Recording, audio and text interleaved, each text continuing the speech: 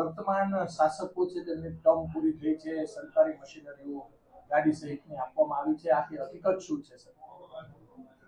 Term પૂરી થયા બાદ ગઈકાલે જે જનરલ બોર્ડ પૂરી થઈ પછી બધા પદાધિકારીઓએ જે ગાડી યુઝ કરતા હતા એ ગાડી ડ્રાઈવર સહિત આપણને ફાયર બ્રિગેડમાં જમા કરાવી આપેલ છે અને એ બધી આપણે ગાડી ડ્રાઈવર સહિત જમા લઈ લીધેલ છે.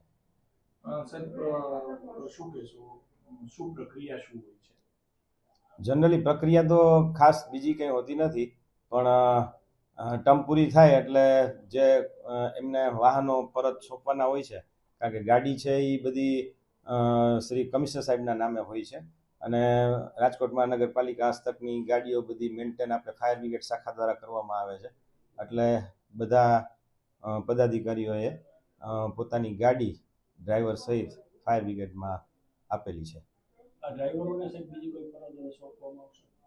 હા, ડ્રાઈવરને અમે શિફ્ટ વાઇઝ ડ્યુટી જે અમારે ફાયર બ્રિગેડમાં આવતી હોય છે એ જ પ્રમાણે અમે એ લોકોને શિફ્ટ વાઇઝ ડ્યુટી આજથી ફાળવી દીધી છે. આ કાર છે એ કોઈ બીજા યુઝમાં અથવા તો કેવી રીતે રાખવામાં આવશે? ના, એ કાર બધી અત્યારે આપણે રિઝર્વ જ છે.